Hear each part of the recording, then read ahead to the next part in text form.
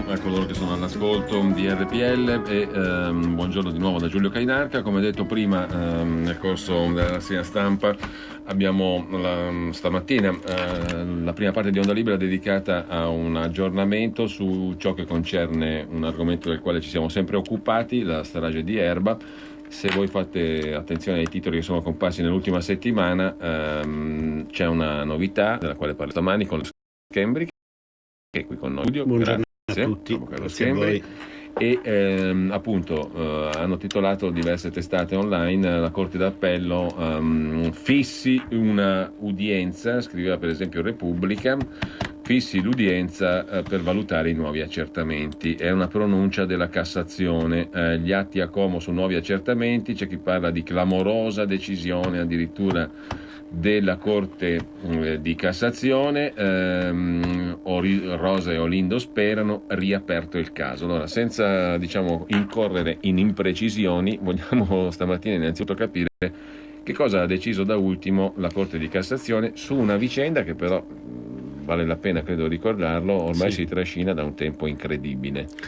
In relazione a un punto specifico che sembrerebbe essere anche molto semplice da affrontare, sono rimasti dei reperti conservati in varie sedi, di quella strage orrenda, e alla luce anche delle innovazioni scientifiche, tecnologiche, eccetera, la difesa da tempo chiedeva di poter riesaminare determinati reperti, alcuni dei quali mai analizzati, altri erano utilissimi per ricostruire cosa era veramente accaduto, per esempio quando il signor Frigerio cambia opinione su chi lo ha aggredito e da uno sconosciuto passa a Olindo, oppure quando manifesta tutta la sua confusione in ordine alla sua stabilità anche mentale, emotiva, di ricordi precisi, e non lo dico io, lo dico con tutto il rispetto, lo dice il medico dell'ospedale, lo psichiatra dell'ospedale, che si rende conto che il signor Frigerio in quel momento lì, che è quello in cui poi cambia idea, sostanzialmente non è proprio in condizioni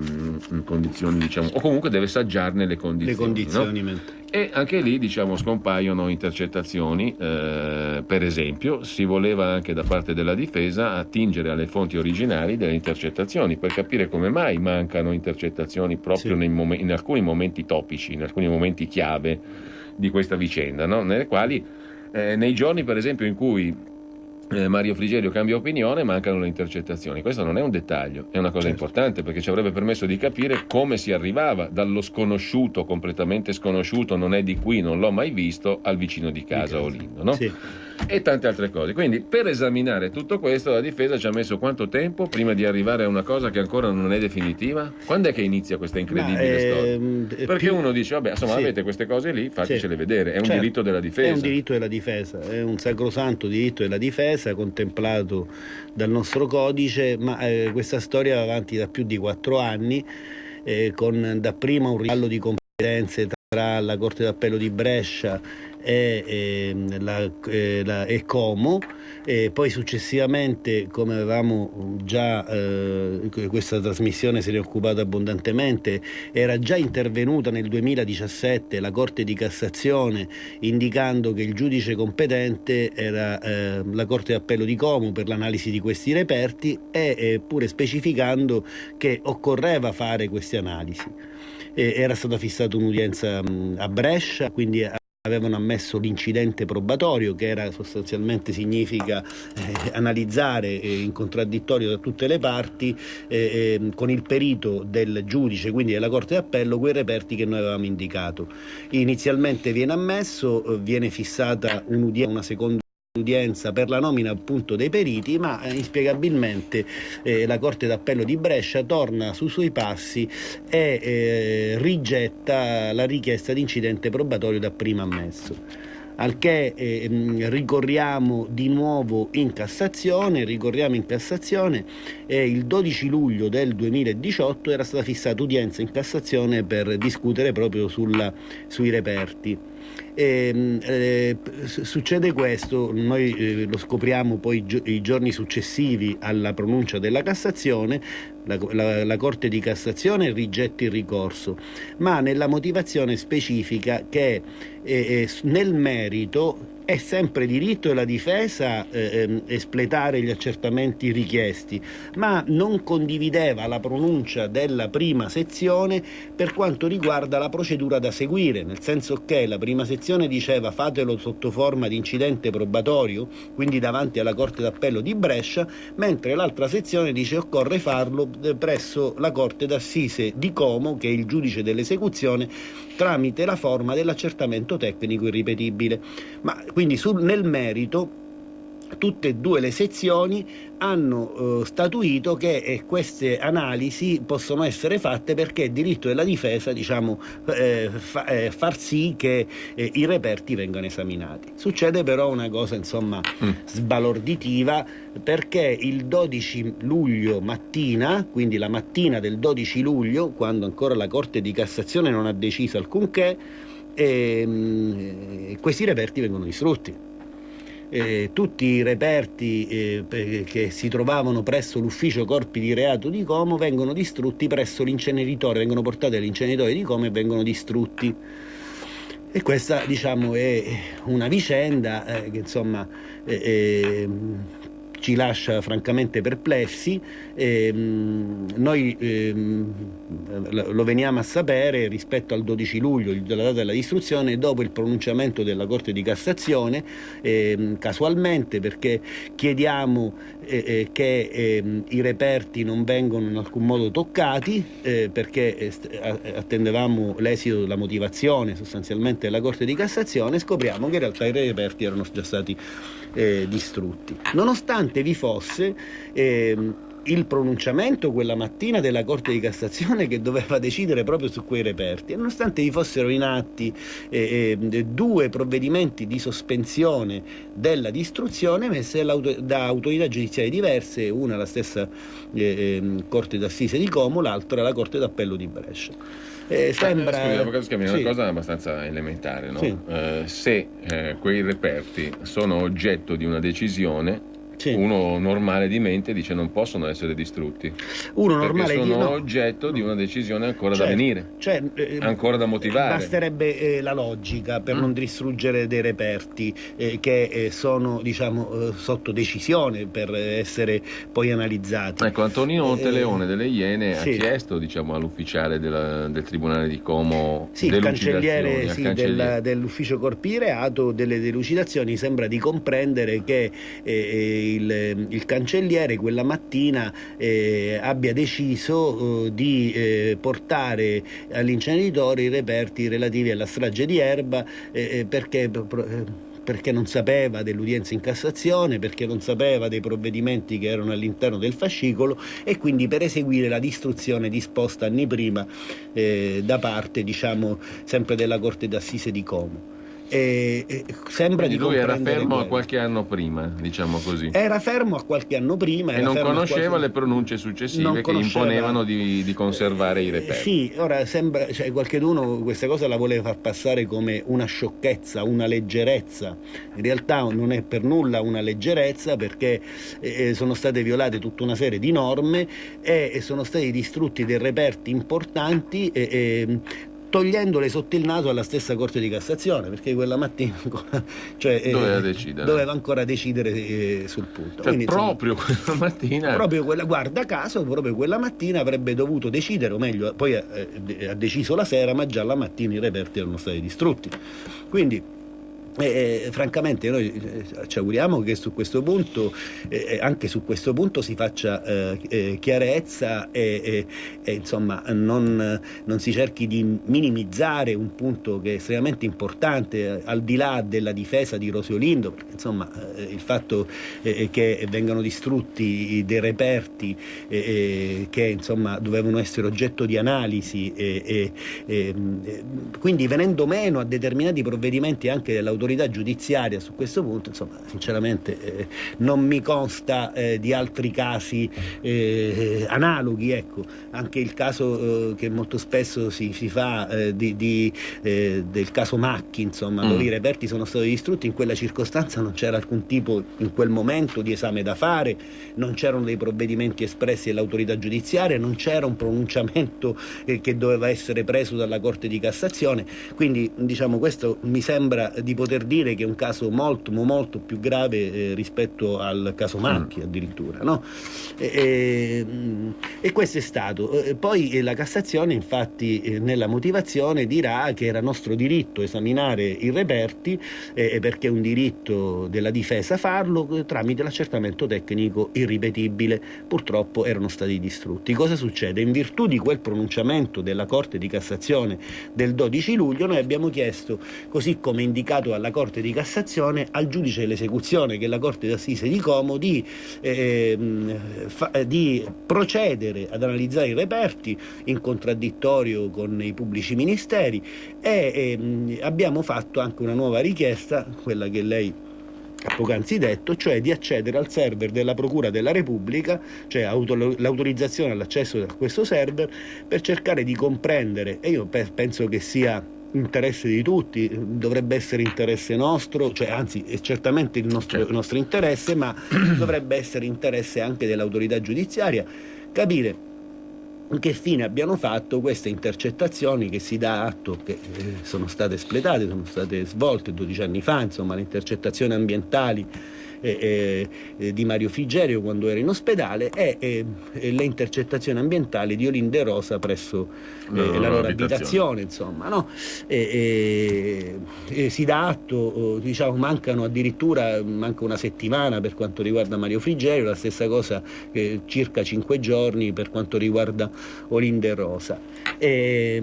Questa richiesta, diciamo, è stata respinta, sia l'accertamento sui reperti sia l'accesso al server è stata respinta dalla Corte d'Assise di Como, non fissando udienza così come prevede il codice di procedura penale, quindi dando la possibilità del contraddittorio alla difesa con l'accusa, insomma, ed inoltre la motivazione che è stata adottata, la Corte d'Assise non condivideva il principio espresso dalla Corte di Cassazione che aveva indicato l'espletamento degli accertamenti presso la Corte d'Assise di Como e che quindi si auspicava che la Corte di Cassazione facesse per l'ennesima volta chiarezza sulla materia in generale. Arriviamo all'ultima puntata, noi abbiamo fatto naturalmente ricorso e la Corte di Cassazione ha rimandato indietro a Como, alla Corte d'Assise di Como, perché fissi udienza, come prevede il codice di procedura penale, in modo tale che si possa discutere, quantomeno discutere, in contraddittorio sulle istanze che abbiamo presentato a seguito, e io questo ci tengo a sottolinearlo, di un'indicazione della Corte Suprema di Cassazione. Cioè non è che è stata la Corte di Cassazione con quella sentenza che secondo i giudici ilariani non è condivisibile a dire devono essere fatti gli accertamenti, possono essere fatti gli accertamenti sotto quella forma dell'accertamento tecnico. Insomma, noi abbiamo avuto già 2 pronunce della Corte di Cassazione, di 2 sezioni diverse della Corte di Cassazione, che nel merito erano perfettamente d'accordo per quanto riguarda la fattibilità degli accertamenti e quindi dell'analisi dei reperti, e tutte e 2 insomma specificando che era un nostro diritto. Non erano d'accordo sulla forma procedurale da seguire, perché la prima sezione diceva sotto la forma dell'incidente probatorio, l'altra sezione sotto la forma dell'accertamento tecnico irripetibile, quindi presso Como una e presso Brescia l'altra. Ma sul contenuto, diciamo così, chiamiamolo così, il contenuto della fattibilità e del diritto della difesa di esaminare quei reperti, ormai i pochi reperti rimasti, non c'era e non c'è alcun dubbio. Peccato che insomma che Como l'abbia pensata diversamente e che dopo 5 anni ci ritroviamo ancora a dover fare i conti con una questione che io definisco banale questione, perché insomma sarebbe molto semplice tramite i nostri consulenti e con eventuali consulenti della Procura della Repubblica fare questo tipo di accertamento e vedere poi dall'accertamento che cosa ne viene fuori, insomma, no? Certo, bisogna prendere atto purtroppo che in questo frangente gran parte dei reperti che noi avevamo indicato per l'analisi sono stati distrutti. E quali sono andati distrutti? Poi c'è stata la ricomparsa di uno scatolone. Sì, ecco, poi qualche mese fa è ricomparso uno scatolone, uno di quei reperti che era stato indicato come distrutto, è ricomparso presso l'ufficio corpi reati di Como a seguito di un riordino dell'ufficio. Questo scatolone conteneva dei plichi sigillati con dei sigilli e uno dei sigilli del plico contenente poi un telefono cellulare era stato rimosso. Lì il tribunale poi ha proceduto, la cancelleria, a fare un verbale, e anche su questo aspetto insomma deve essere fatta chiarezza, cioè qualcheduno è entrato all'interno di un ufficio di un tribunale e ha rimosso in modo, non si possono rimuovere i sigilli perché anche quello potrebbe essere un'ipotesi di reato, ha rimosso un sigillo di un plico che conteneva un telefonino, insomma. È accaduto anche questo, sì. E adesso, avvocato Schembri, la Corte d'Assise di Como deve decidere sui reperti ma anche sull'accesso ai server. Deve decidere sia sull'accesso al server sia sui reperti. In realtà noi abbiamo chiesto anche un'altra cosa, abbiamo chiesto che quel provvedimento che ha originato poi la distruzione, che è la confisca, perché questi reperti erano stati confiscati, ma erano stati confiscati dopo i giudizi di merito, venisse revocato, perché a nostro giudizio è un provvedimento illegittimo, perché non poteva essere messo un provvedimento di confisca perché non lo consente, tant'è vero che i giudici di merito non li avevano confiscati quei reperti. E perché non li avevano confiscati? Perché non lo potevano fare, perché non sono corpi di reato quei reperti. Molti di quei reperti sono dei monili, oggetti che appartengono addirittura alle vittime, che avrebbero quindi eventualmente dovuto al più restituire alle vittime e non distruggerle, insomma, no? E quindi diciamo l'oggetto di questa udienza che dovrà essere fissata a Como riguarda questi tre argomenti: la revoca della confisca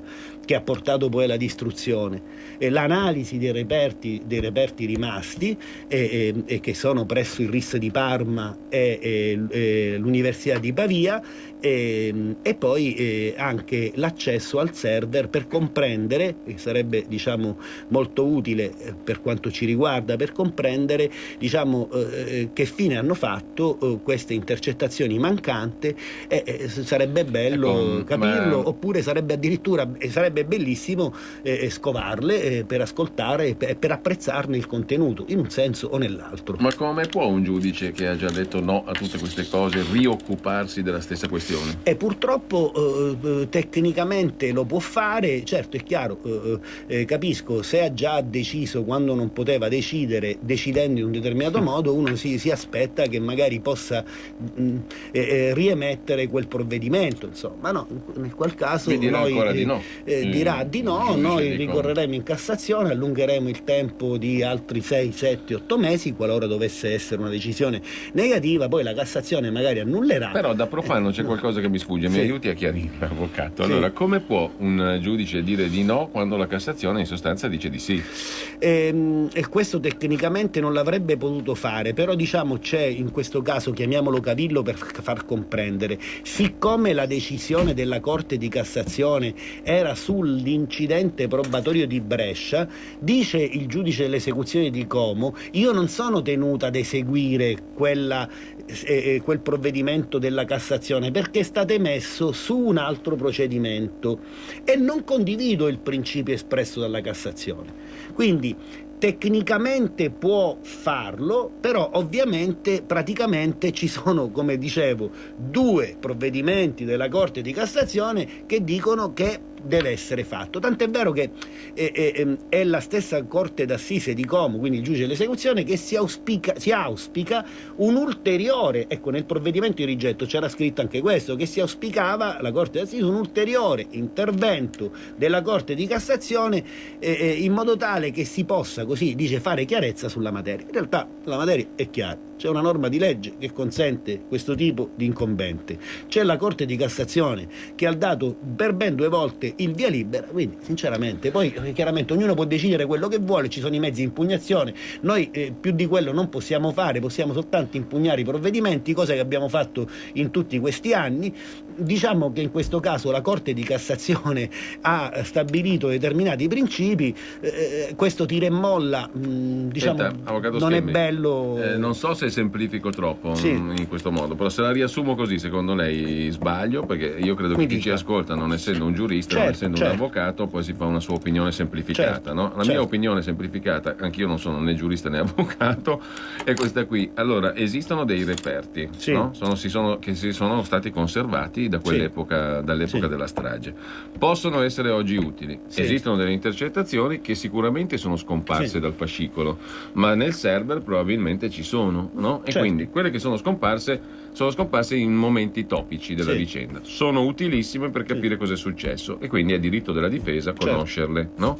Oltre che diritto dei cittadini. Ma giunti a questo punto, guardi, io aggiungerei è anche una questione di trasparenza. Mi scusi, minima, però voglio dire, è una questione di trasparenza, insomma, perché è giusto che la giustizia sia trasparente, insomma, no? Allora, esistono dei reperti che possono essere analizzati, delle intercettazioni che possono essere ascoltate. L'oggetto del contendere allora quale diventa se io ti dico di no? La Cassazione dice ovviamente di sì, che è vostro diritto, diciamo, fare una richiesta di questo tipo. Non lo so, lo ha ribadito più volte. Allora uno dice, vedete, nel frattempo voi distruggete i reperti, dite che non possiamo accedere a nulla. Quindi la questione è in questi termini. Io ho diritto, diciamo, di avere l'esame su quei reperti, ho diritto di ascoltare quelle intercettazioni, voi mi dite di no. Perché? In base a quale capzioso ragionamento? Perché alla fine non si capisce qual è il ragionamento di fondo. Cioè, la questione vera è questa. Tutte le altre sono, diciamo, delle questioni formali. Loro fanno questo tipo di ragionamento che tecnicamente è anche sbagliato. Dice, per loro, diciamo, questi tipi di accertamenti non sarebbero utili, non servono. Allora, già nel merito è sbagliato, perché dire che non servono gli accertamenti senza sapere poi il risultato dell'accertamento, insomma, non si può fare. Ma oltretutto, in qualità di giudice, questo è un aspetto tecnico dell'esecuzione, non compete loro stabilire cosa serve per la revisione o cosa non serve. Sarà poi il giudice della revisione, attenzione, cosa che ancora non abbiamo presentato, e quindi la Corte d'Appello di Brescia, a stabilire se poi quell'accertamento servirà in futuro o non servirà. Non è certo compito del giudice dell'esecuzione di Como, perché non spetta al giudice dell'esecuzione entrare nel merito di una revisione che peraltro non è stata neppure presentata, insomma, no? Quindi, e poi, se posso aggiungere, è di tutta evidenza che un accertamento su un reperto che per esempio non è stato mai analizzato serve per estrarre eventualmente DNA. Quindi, insomma, mi sembra che è elementare comprendere a che cosa serve questo tipo di accertamento, perché se ci dovesse essere il DNA, cosa che noi escludiamo ovviamente, di Rosy Olindo, sarebbe un'ulteriore certezza in ordine alla sentenza definitiva di condanna. Però se non ci dovesse essere il DNA di Rosy Olindo e ci dovessero essere su quei reperti altre tipologie di DNA, allora, insomma, le cose cambierebbero, e di molto, mi sembra. Allora, abbiamo una pausa. Wow, che bella casa! Finalmente mi hai invitato! Chi ha parlato? Sono la Digital Radio, quella del sistema DAB+. E che ci fai qui? Non abiti nella mia auto. Ma io sono ovunque, anche in casa. Basta avere l'apparecchio giusto, con tanti contenuti extra e con il suono perfetto. Vivi anche in casa tutta la magia della Digital Radio. E ricorda, dal 2019 il sistema DAB+ è in tutte le auto nuove. Dibidi dobidi dab. Anche Radio Padania è in Digital Radio. Messaggio per tutti gli imprenditori, gli artigiani, i commercianti, i liberi professionisti. Hai un'attività? Dei prodotti da promuovere? Prova la pubblicità sulla nostra radio. Radio Padania ha preparato per te una grande promozione per aiutarti a sostenere la tua attività a tariffe davvero straordinarie.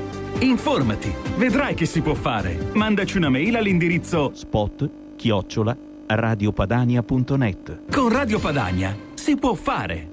Allora, intanto entriamo nella seconda parte della trasmissione e apriamo anche le linee 02 66 20 35 29 per chi vuole intervenire, per chi invece vuole mandare un messaggio, in questo momento non SMS ma solo WhatsApp, il numero è il 346 64 27 756, ripeto 346 64 27 756, 02 66 20 35 29 per chi vuole intervenire. In studio con noi c'è l'avvocato Fabio Schembri, al quale chiedo adesso, allora, a questo punto qual è il calendario e cosa deve decidere a questo punto la Corte d'Assise di Como, in udienza anche pubblica. Noi chiederemo che l'udienza sia celebrata. Ecco, perché pubblica cosa vuol dire? Pubblica significa che può intervenire chiunque, quindi oltre agli avvocati anche il pubblico, quindi i giornalisti o chi intende seguire l'udienza, cioè udienza pubblica davanti a tutti in modo del tutto trasparente, in modo tale che si ascoltino le ragioni dell'una e dell'altra parte, ognuno se ne può fare un'opinione. Apro una parentesi, Ferdinando da Verona dice: nel frattempo altri anni di carcere per due innocenti. Allora, l'ascoltatore è convinto che siano innocenti, però in presenza di punti di domanda come quelli che abbiamo documentato, non solo noi, Edoardo Montoli, Le Iene, ormai sono tanti giornalisti, diversi giornalisti che hanno avuto punti di domanda grossi, no? Approfondendo la vicenda. Nel frattempo, uno dice veramente, questa cosa che è elementare, la capisce chiunque, io ho diritto di vedere delle cose che non sono state viste o esaminate, o di rivederle, o anche di conoscere cose che so essere scomparse ma so essere contenute in un server, per dire, le intercettazioni. Questo è un diritto basico, elementare, verrebbe da dire, della difesa. Altrimenti mi rimangono i dubbi. Lei diceva giustamente prima, è una questione di trasparenza anche, no? Ecco, davanti a questo uno dice: ma si può avere due persone in carcere con i dubbi di questo tipo? Sì, evidentemente, perché ci stanno. Ci sono delle si può fare anche questo balletto dei tempi, tirare in lungo, è una cosa immorale, mi viene da dire. Perdoni se faccio un giudizio di carattere etico, però è immorale. Noi presenteremo un'istanza di revisione e al di là dell'accertamento richiesto, noi stiamo lavorando proprio per presentare un'istanza di revisione e naturalmente per la revisione occorrono nuovi elementi che unitamente a quelli in precedenza esaminati possono portare potenzialmente ad un giudizio di carattere diverso, quindi a una assoluzione. Quindi noi stiamo lavorando su quello. Ovviamente vorremmo avere un corredo totale, no? Quindi vorremmo anche allegare i nuovi accertamenti, gli accertamenti richiesti. Qualora non fosse possibile, questa cosa non ci fermerà, perché naturalmente procederemo con un'istanza di revisione. Certo, questo tipo di richieste ci sta rallentando enormemente, perché insomma anche lì sui server, quindi sulle intercettazioni, capisce bene che riguarda una prova che è stata ritenuta fondamentale, cioè il riconoscimento di Mario Frigerio, il quale dapprima indicò un altro soggetto sconosciuto e poi successivamente cambiò opinione a seguito dell'intervento in ospedale. Un importante nome delle neuroscienze italiane come il professor Sartori dell'Università di Padova ha documentato in una sua ricerca con i suoi studenti che una persona che ha subito ciò che ha subito il signor Frigerio, con il fumo, con le condizioni particolari nelle quali fu aggredito, nelle quali si trovò in conseguenza anche dell'incendio, è altamente probabile, se non certo, che col passare dei giorni non riacquisisce lucidità, ma la perde. E lei sta anticipando sostanzialmente una delle tematiche che sarà oggetto anche della revisione, dei lavori che da questo punto di vista abbiamo una telefonata, la passiamo, però poi riprendiamo questo argomento, perché a me mi ha molto colpito quella cosa che ha detto il professor Sartori, no? E spiega anche il motivo per cui lo psichiatra dell'ospedale si sente in dovere di accertare le condizioni di Frigerio, perché dice questo non c'è tanto presente con la testa, no? In quel momento lì. Pronto? Buongiorno. Buongiorno, io è la prima volta che parlo con lei. Prego. Allora, premettono una battuta di 8 euro al mese. Benissimo. E non mi pento di averlo fatto. Grazie. Allora, volevo dire la mia a proposito della vicenda di Rose Olindo, no? Sì. Io ho il diritto e il dovere di credere nella mia intelligenza e in quello che mi suggerisce la mia sensibilità. Io ho sempre detto fin dall'inizio a mio figlio, e lui la pensa come me, che queste due sono povere vittime, anzi mi fanno una tenerezza incredibile, mentre di contro non mi ha fatto mai nessuna tenerezza, e l'ho detto subito anche questo a mio figlio, quella di Cogne, perché è una donna che proprio assolutamente non ne vorrei, e mi sembra che, così mi ha detto mio figlio, che sia parente anche di Prodi, questo però non lo so, lo sapete meglio voi. Comunque io spero e mi auguro che questi due poveri ingenui, perché con la scusa che sono ingenui e innocenti, venga fatta presto giustizia, ok? Allora, dica. No, ha altro da dire, signore? Sì, no, non ho altro, perché io sto aspettando che questi poveri due disgraziati possano venire fuori, vedere la luce del sole, perché io ho il diritto di credere che sono alla mia sensibilità, quello che mi dice la mia intelligenza. La mia intelligenza mi dice che questi due sono stati veramente incastrati. Poi cos'è questa cosa di bruciare le carte? Cioè io non capisco. Buongiorno e mi scusi tanto. No, grazie a lei. No, ma in effetti la signora fa appello all'intelligenza, e l'intelligenza significa semplicemente conoscere, capire, esaminare dati e fatti. No? Sì, la signora parla di intelligenza e di diritto, che è un diritto. Vede, cioè, in questi anni, adesso si è passati, ci sono tanti giornalisti che hanno potuto approfondire anche le carte, cosa che aveva fatto Radio Padania, che aveva fatto lei già da tempo, e che quindi, diciamo, si sono fatti una loro opinione.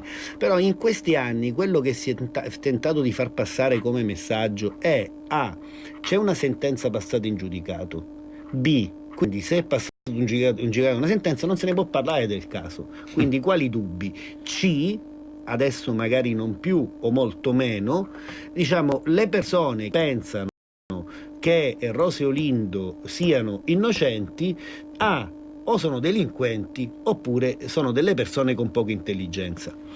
In realtà oggi mi sento di dire che chi non ha una sua libera opinione, leggendo le carte e ascoltando, diciamo, in contraddittorio, oppure cercando in qualche modo di dire cose che non sono, ecco, a questo punto si può iniziare a dire che in realtà mi pongo un dubbio dall'altro lato, che siano poco intelligenti oppure che siano in malafede, ecco, no?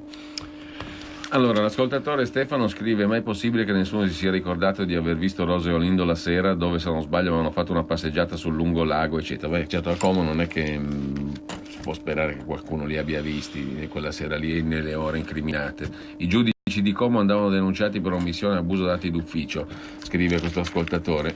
No, io non voglio entrare in questa cosa qua perché naturalmente è tutto un altro discorso, però quello che mi sembra giusto sottolineare è che appunto ci sono diversi elementi di fatto e oggettivi, diciamo, che messi in fila fanno appello proprio a quella facoltà elementare, o che dovrebbe essere così, che è l'intelligenza, cioè il capire le cose come sono andate. Per capirle bisogna anche conoscerle. Se tu mi eviti di poterle conoscere, mi impedisci di poterle capire. Se non si conoscono uno non può capirle. Quello che si dice, siccome c'è una sentenza passata in giudicato, allora c'è Frigerio che l'ha riconosciuto. Beh, però la gente deve sapere, è diritto di ognuno di noi, che in realtà però è talmente vero che l'ha riconosciuto, ma è anche vero, e quindi non si può omettere questo tipo di informazione, che per 15 giorni, dico 15, fin quando non vi fu l'intervento di un maresciallo dei carabinieri, Frigerio indicava allo stesso pubblico ministero un soggetto non del posto, sconosciuto, olivastro, escludendo quindi Olindo Romano come suo aggressore. No, quindi se si dice un pezzo però non si fa conoscere l'altro pezzo, ognuno avrà una visione parziale della vicenda, no? Dice, ma hanno confessato, è vero, ma si è arrivati a una confessione in un determinato modo, c'è un'intercettazione ambientale che comprova questo, e la confessione è zeppa di errori. Quindi, voglio dire, se si dice solo hanno confessato e non si dà, diciamo, non si fa conoscere quello che c'è dietro, ovviamente l'opinione sarà parziale, insomma, certo. No? Allora, abbiamo una telefonata 02 66 20 35 29 per chi vuole intervenire. Per chi vuole mandare invece un WhatsApp, un messaggio, il numero è 346 64 27 756. Pronto? Sì, pronto, buongiorno. Buongiorno. Sono Rosa di Parabiago. Senta, settimana scorsa a Zul Mardou era su o Tele Lombardia o Antena 3. Lombardia, sì. Era Tele Lombardia e ha ammesso lui di sapere chi è l'assassino. Tant'è vero che il giornalista gli ha chiesto: ma perché non lo dice? Dice: sto aspettando che mi chiamino per fare la mia testimonianza. Non lo so, io non ho capito bene se questo qui mente o questo qui se può effettivamente sapere qualche cosa e nessuno lo chiama per testimoniare. Non so se l'avvocato è a conoscenza di questa cosa. Grazie, buongiorno. Lascio la parola subito all'avvocato Schembri, ma da quello che Zul Marzouq ha detto anche a me qui in radio, assolutamente non conosce il nome dell'assassino, vuole sapere chi sia stato. È sicuro che non siano Rosa e Olindo? È sicuro che non siano Rosa e Olindo, mi sembra di comprendere che abbia una sua opinione, e altro è dire che sa chi è stato. Noi proveremo naturalmente con indagini difensive, anzi sicuramente sentiremo anche a Zul Marzouq, vediamo se ha qualcosa da dire in più rispetto a quello che ha già detto, insomma, no? Ecco, allora torniamo al prossimo appuntamento, no? In sede di Corte d'Assise a Como. Diciamo udienza pubblica, chiederete che sia un'udienza pubblica. E come si fa ad aggirare quella questione che le ponevo prima, a superare quella questione che le ponevo prima in termini pratici, no? Una Corte che si è già pronunciata, come può essere? Noi ci aspettiamo che prenda qualsiasi tipo di pronuncia, siamo profondamente tranquilli. Anche negativa. Se dovesse prendere la negativa, noi impugniamo, così come abbiamo fatto in questi anni, e poi ci auguriamo che anche in questo caso la Corte di Cassazione ci dia ragione, e poi si dovrà procedere necessariamente a questo tipo di esame. Certo, il buon senso, però naturalmente magari il mio, che non ho molto buon senso, il buon senso vorrebbe che a questo punto, senza perdere ulteriore tempo, si procedesse a fare gli accertamenti, e che quindi noi ci auguriamo che possa la Corte d'Assise ritornare sui suoi passi e aderire ai principi non nostri ma quelli della Suprema Corte, insomma, no? Quali sono i reperti sui quali si possono fare analisi ad oggi? Ad oggi abbiamo dei margini unguali delle vittime, alcune non analizzati, alcuni margini, altri analizzati ma solo per cercare il DNA di Rosa e Olindo, in questo caso quindi non altri DNA. Poi abbiamo delle formazioni filipere, dei capelli che erano stati ritrovati sulla felpa del piccolo Youssef, mai analizzati. Abbiamo poi delle macchie di sangue che all'epoca vennero analizzate dal RIS di Parma, alcune di queste macchie, ma il risultato fu che non erano scientificamente interpretabili all'epoca, ma con le nuove tecnologie si potrebbe ottenere qualcos'altro dopo 12 anni, insomma. Abbiamo tutta una serie di campioni biologici che sono custoditi, come le dicevo, al RIS di Parma e all'Università di Pavia.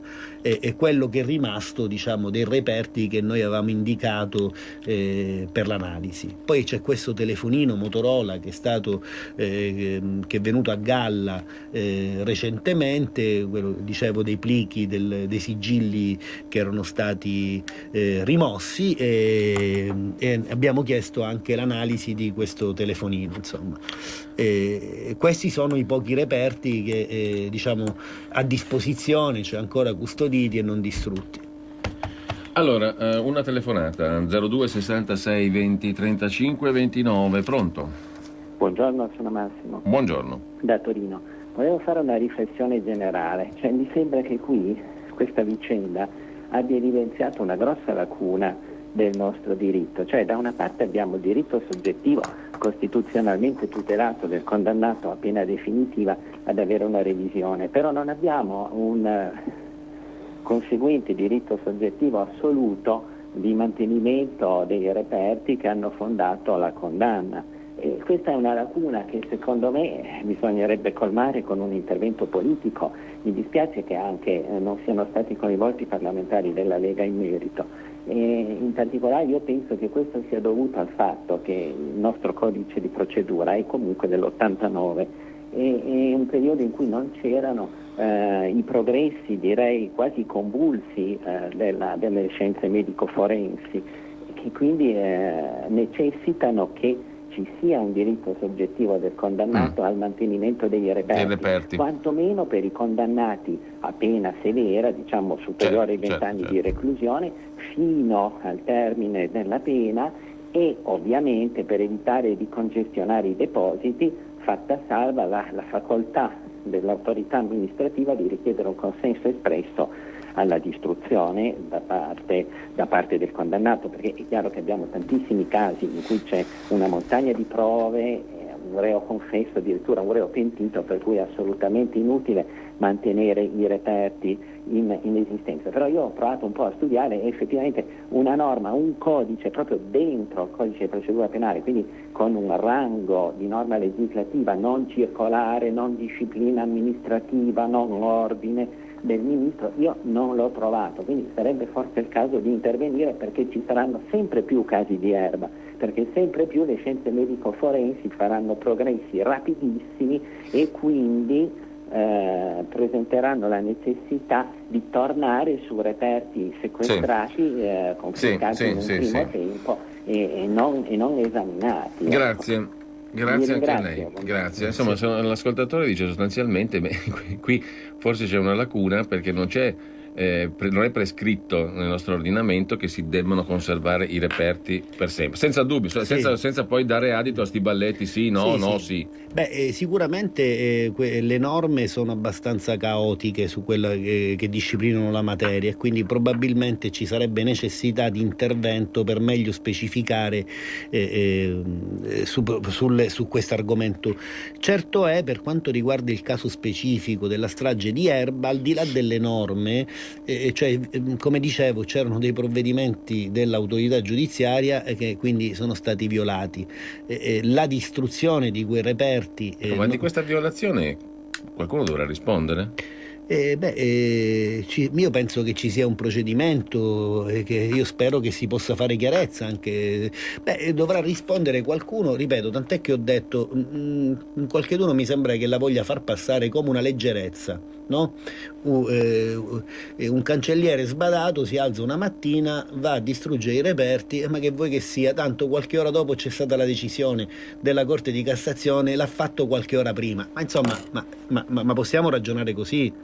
Una leggerezza, cioè il cancelliere, tutto è possibile, per carità, nella vita. Il cancelliere di Como la mattina dell'udienza della Corte di Cassazione va all'inceneritore a distanza di 12 anni, a distanza di 12 anni, proprio quella mattina, quando deve decidere la Corte di Cassazione, no? È una coincidenza questa, e nonostante vi fossero in atti 2 provvedimenti dell'autorità giudiziaria che impedivano la distruzione. Qui abbiamo, diciamo, al di là della, come diceva il signore poc'anzi, in effetti c'è una giungla sulla materia dei reperti, della distruzione dei reperti. Giustamente il signore diceva, qua la scienza è tale per cui i progressi della scienza sono tali, ed è giusto magari che il legislatore la intervenga sul punto, sulla materia in generale, ma nel caso specifico questa problematica non si poneva, anche perché già erano state fatte delle richieste espresse, richieste accolte da un lato, che bloccavano qualsivoglia distruzione di quei reperti, quindi vi è stata una violazione di quei provvedimenti, e dall'altro vi era la fissazione dell'udienza in Cassazione che doveva decidere proprio sulle analisi di quei reperti. Quindi, diciamo, ecco perché io l'ho definito un caso grave, senza privo di precedenti, al di là della giungla che regola la materia sui sequestri, sui reperti e sulla distruzione degli stessi.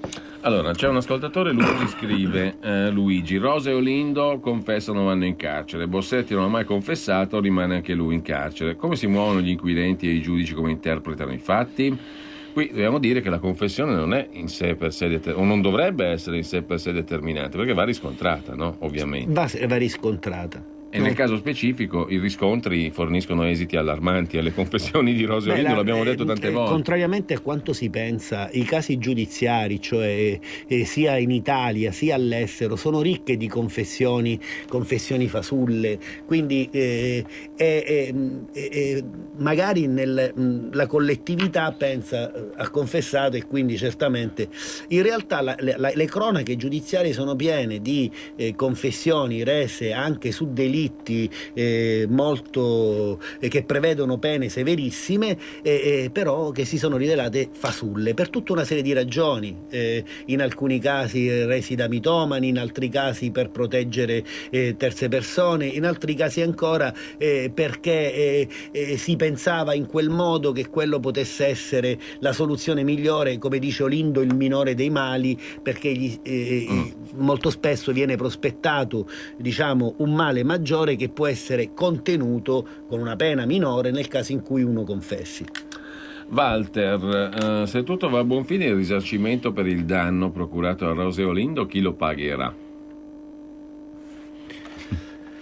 Teoricamente in astratto dovrebbe essere poi lo Stato a occuparsi di un eventuale risarcimento. Teoricamente chiaramente è in astratto, però insomma. Allora, Federico invece si domanda se si può fare un'ipotesi in radio su di chi siano vittime Rose Olindo, se sono vittime, e sono in galera al posto di chi? E si domanda Federico. C'è una telefonata anche, e un altro ascoltatore, Fabio, ci ricorda il caso Bossetti, che molto spesso è stato accostato a questa vicenda per alcuni aspetti, no? Pur essendo una vicenda diversa. C'è una chiamata allo 02 66 20 35 29, abbiamo ancora qualche minuto. Pronto? Sì, pronto, buongiorno, sono Fabrizio di Sabbio Chiesa. Fabrizio, buongiorno. Sì, allora io questa vicenda la seguo attraverso voi, le vostre trasmissioni, attraverso l'avvocato Schembri ormai da moltissimi anni. Quello che mi sembra di aver capito da cittadino italiano è che quello che è stato perpetrato ai danni dei due coniugi di Erba è stato il delitto perfetto della magistratura. È stato praticamente risolvere un caso scottante dove l'opinione pubblica gli dava addosso trovando due sprovveduti. Diciamo la verità, se dovessero fare una perizia psichiatrica su queste due persone troverebbero che veramente hanno poco cervello, sono stati manipolati da subito con la faccenda di raccontargli che potevano andare in prigione insieme, tutte cose che non stanno né in cielo né in terra. Allora lì hanno trovato i due colpevoli e hanno cercato col tempo che la cosa si affievolisse, perché c'è stata la confessione pensando che la stampa e gli avvocati non avrebbero più messo becco. E invece, grazie all'avvocato Schembri e ad altre persone di buona volontà come lei, Cainarca, la cosa sta andando avanti. Però purtroppo quello che vedo io è questo: loro pervicacemente, i magistrati, non vogliono dare ragione. Lì il delitto grave è stato commesso all'inizio e se loro dovessero dire no, abbiamo sbagliato dall'inizio, sarebbe uno sputtanamento colossale. Io vi auguro di riuscire a farcela, però anche con i pochi reperti che presenterete mi sa che sarà un dibattito di solito che, come al solito, finirà dicendo però le cose sono andate così, questi pochi elementi non ribaltano niente. Mi dispiace per i due di Erba, però lì veramente è stata fatta una cosa veramente schifosa e spero che magari chiedendo la grazia al Presidente della Repubblica possiate risolvere qualcosa, ma così mi sembrate davvero Don Chisciotte.